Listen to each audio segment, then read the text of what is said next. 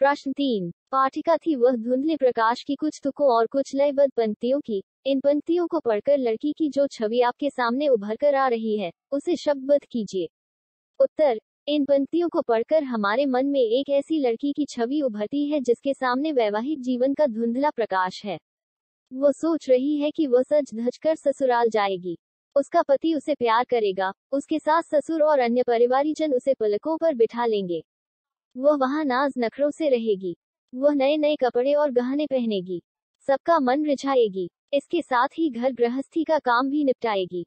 परंतु वह विवाहित जीवन की यथार्थ कठोर स्थितियों से पूरी तरह परिचित नहीं थी। प्रश्न 4। माँ को अपनी बेटी अंतिम पूंजी क्यों लग रही थी? उत्तर। माँ को अपनी बेटी अंतिम पूंजी इसलिए लग रही थी क्योंकि कन्यादान के बाद वह अपनी ससुराल चली जाएगी। ऐसी स्थिति में वह अकेली रह जाएगी, फिर वह अपने सुख दुख किसके साथ बांटेगी? प्रश्न 5। माँ ने बेटी को क्या क्या सीख दी? उत्तर। माँ ने बेटी को निम्नलिखित सीख दी। अपने रूप सौंदर्य पर कभी गर्व न करना, अर्थात उसकी प्रशंसा पर रीझ कर धोखे में मत रहना। आग का सदुपयोग करना, अत्याचार एवं अन्याय का दृढ़ता से सामना करना। वस्त्र और आभूषणों से भ्रमित न होना और न अपना व्यक्तित्व खोना। अपनी सरलता, कोमलता और भोलेपन को इस तरह प्रकट न करना कि ससुराल वाले उसका गलत ढंग से फायदा उठाएं। प्रश्न 6। आपकी दृष्टि में कन्या के साथ दान की बात करना कहां तक उचित है? उत्तर। हमारी दृष्टि में कन्या के साथ दान की बात आज के जमाने में करना उचित नहीं है, क्योंकि कन्या कोई बेजान वस्तु नहीं है जिसका दान किया जाए। कन्या का अपना पृथक व्यक्तित्व होता है। इसके साथ ही यह भी विचारणीय है कि जो वस्तु दान में दी जाती है, वह न तो ली जाती है और न उससे संबंध रखा जाता है। कन्या विवाह के बाद पुनः अपने माता पिता के पास आती है और उन्हीं के साथ रहती भी है। इस आधार पर भी उसके साथ दान की बात करना उचित नहीं है। इसी आधार पर कवयित्री सुभद्रा कुमारी चौहान ने अपनी पुत्री के विवाह के समय अपनी पुत्री का कन्यादान नहीं किया था। प्रश्न 1। कन्यादान कविता का वर्णनीय विषय क्या है? उत्तर। कन्यादान में बेटी के विवाह का वर्णन है, जो माँ बेटी को विदा करते हुए सीख देती है। प्रश्न 2। माँ को अपनी बेटी अंतिम पूंजी क्यों लग रही थी? उत्तर। इसलिए कि बेटी के विदा होने के पश्चात माँ किसके साथ अपने सुख दुख बांटेगी। प्रश्न 3। कवि ने लड़की को धुंधले प्रकाश की पाठिका क्यों कहा है? उत्तर। क्योंकि उसके सामने वैवाहिक जीवन के सुखों का धुंधला प्रकाश ही था। वह जीवन के अन्य आने वाले दुखों से अनजान थी। प्रश्न 4। माँ ने पानी में झांककर अपने चेहरे पर मत रीझना ऐसा क्यों कहा है? उत्तर। इसलिए कि अपने रूप सौंदर्य पर मुग्ध मत होना, यही मुग्धता बंधन का कारण है। प्रश्न 5। वस्त्र और आभूषण को स्त्री के लिए बंधन क्यों माना गया है? उत्तर। क्योंकि शादी के बाद वस्त्र और आभूषण लड़की को नए रिश्ते में बांधते हैं। प्रश्न 6। आग रोटियां सेंकने के लिए है, ऐसा कहने का क्या आशय है? उत्तर। माँ बेटी को सीख दे रही है कि आग का उपयोग सिर्फ रोटियां सेंकने के लिए है, स्वयं को जलाने या जलवाने के लिए नहीं है। प्रश्न 7। कविता में वर्णित शाब्दिक भ्रम की तरह बंधन किसके लिए कहा गया है? उत्तर। वस्त्र और आभूषण शाब्दिक भ्रम के बंधन के रूप में होते हैं, जो मोह में लिपटी भाषा में जकड़ लेते हैं। प्रश्न 8। कवि ऋतुराज की काव्य कृतियों के नाम बताइए। उत्तर। एक मरणधर्मा और अन्य, पुल पर पानी, सूरत निरत और लीला मुखारविंद आदि। प्रश्न 9। कवि ऋत्विज को मिले साहित्यिक सम्मान के नाम बताइए। उत्तर। सोमदत्त, परिमल सम्मान, मीरा पुरस्कार, पहा सम्मान तथा बिहारी पुरस्कार मिल चुके हैं। प्रश्न 10। कवि ऋतुराज की कविताओं का विषय मुख्यतया क्या है? उत्तर। उनकी कविताओं में दैनिक जीवन के अनुभव का यथार्थ प्रतिबिंबित होता है। प्रश्न 1। कन्यादान कविता में बेटी को अंतिम पूंजी क्यों कहा गया है? उत्तर। प्रस्तुत कविता में बेटी को अंतिम पूंजी इसलिए कहा गया है कि वह माता पिता की लाडली होती है। कन्यादान के समय वह संचित पालित पूंजी की तरह दूसरों को सौंप दी जाती है। वह माँ के सबसे निकट और उसके सुख दुख की साथी होती है। उसके ससुराल चले जाने पर माँ अकेली रह जाती है। प्रश्न 2। कन्यादान कविता के आधार पर बताइए कि कविता में कोरी भावुकता नहीं बल्कि एक माँ के संचित अनुभवों की पीड़ा की प्रामाणिक अभिव्यक्ति है।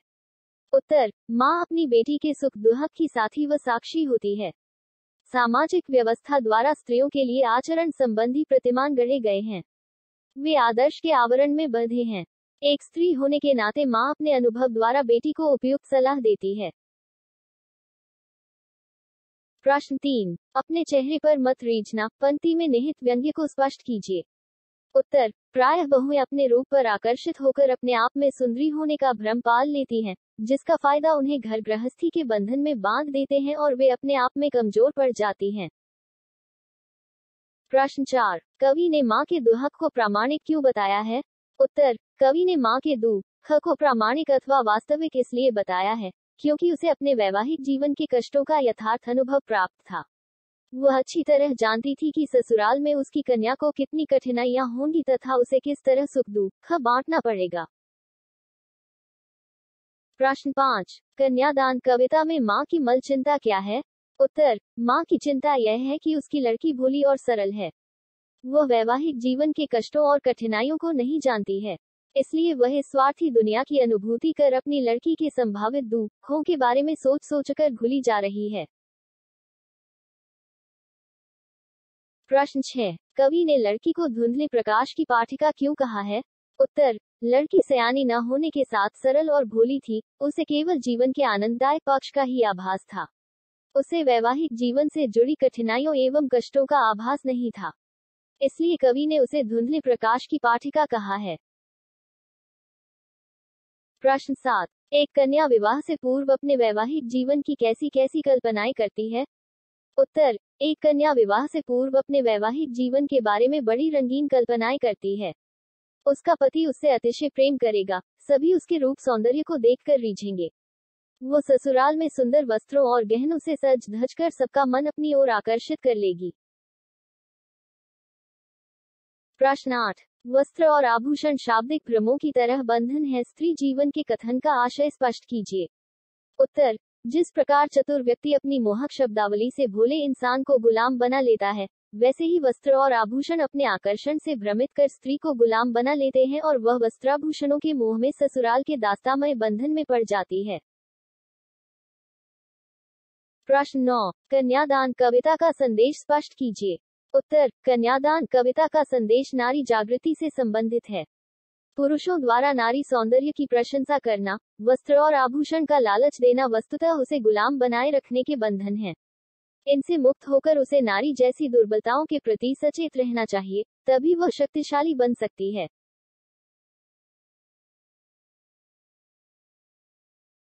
प्रश्न 10, माँ अपनी पुत्री के बारे में क्या कामना करती है?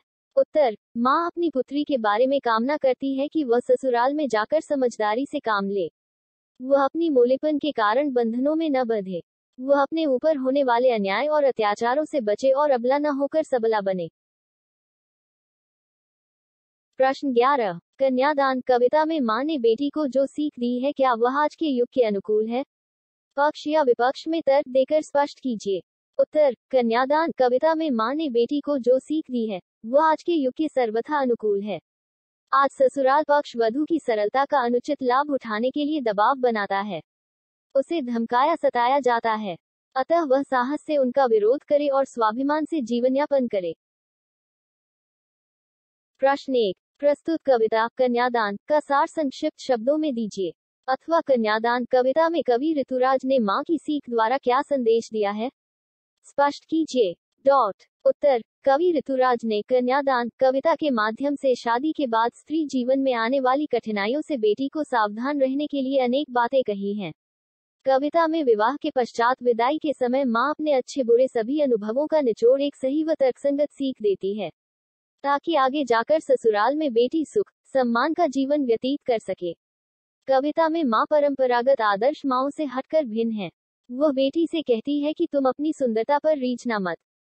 आग का प्रयोग खाना पकाने के लिए करना, न कि जलने के लिए।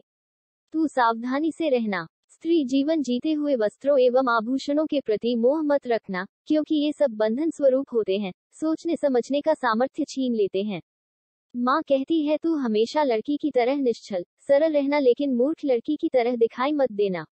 लोक व्यवहार के प्रति सजग रहना इत्यादि तरह से एक माँ बेटी को समझाती है। प्रश्न 2, कन्यादान कविता में प्रस्तुत सीख को विस्तार से बताइए। अथवा कविता कन्यादान में कवि ने कौन कौन सी सीख दी है और क्यों? विस्तार से बताइए। उत्तर, कवि ऋतुराज ने माँ बेटी के संबंधों पर प्रकाश डालते हुए कई सीख आज की बेटियों को दी है। ससुराल में बेटी को किसी तरह की परेशानी ना हो, इसलिए माँ अपने जीवन के खट्टे मीठे अनुभवों से सीखी हुई प्रामाणिक सीख अपनी बेटी को देने की कोशिश करती है। पहली सीख कविता में माँ बेटी को देती है कि अपने सौंदर्य पर अभिमान मत करना, क्योंकि यह स्थायी नहीं होता है। दूसरी सीख में माँ कहती है कि आग का प्रयोग हमेशा खाना बनाने के लिए करना, लेकिन अगर किसी के द्वारा इसका प्रयोग जलाने के लिए किया जाए तो उसका पुरजोर विरोध करना, क्योंकि आग खाना बनाने के काम आती है, जलाने के लिए नहीं। तीसरी सीख में माँ कहती है कि कभी भी वस्त्रों एवं आभूषणों के प्रति मोह आकर्षण मत रखना, क्योंकि ये स्त्री जीवन के बंधन के रूप में होते हैं। अंत में माँ कहती है कि लड़की होना पर लड़की जैसी मत दिखना, अर्थात लड़की के गुण मर्यादा, लज्जा, सहनशीलता, विनम्रता सभी को व्यवहार में रखना, लेकिन कभी इनको अपनी कमजोरी मत बनने देना। अन्याय अत्याचार के खिलाफ डटकर खड़ी हो जाना आदि सीख कवि ने कविता में माँ के माध्यम से प्रत्येक बेटी को दी है।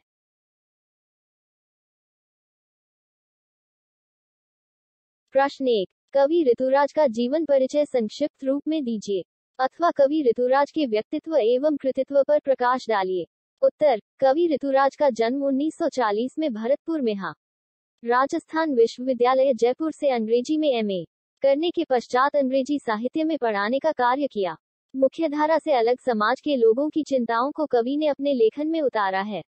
उनकी कविताओं में दैनिक जीवन का यथार्थ अपने आसपास की रोजमर्रा में घटित घटनाओं पर आधारित होता था। यही कारण है कि उनकी भाषा अपने परिवेश और लोक जीवन से जुड़ी हुई है।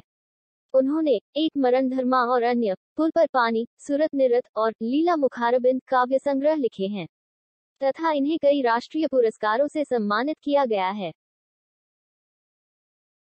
कन्यादान समरी इन हिंदी कवि परिचय। ऋतुराज का जन्म सन 1940 में भरतपुर में हुआ। राजस्थान विश्वविद्यालय जयपुर से इन्होंने अंग्रेजी में एमए किया। 40 वर्षों तक अंग्रेजी साहित्य के अध्यापन के उपरांत अब सेवानिवृत्ति लेकर ये जयपुर में रहते हैं। इनके अब तक 8 कविता संग्रह प्रकाशित हो चुके हैं, जिनमें से एक मरणधर्मा और अन्य, पुल पर पानी, सरतनिस्त और लीला मुखारबिंद प्रमुख हैं। इन्होंने सामाजिक उपेक्षा एवं शोषण उत्पीड़न से ग्रस्त लोगों की चिंताओं और विडंबनाओं को अपने लेखन का विषय बनाया है। इन्हें अब तक सोमदत्त, परिमल सम्मान, मीरान पुरस्कार, पहल सम्मान तथा बिहारी पुरस्कार मिल चुके हैं।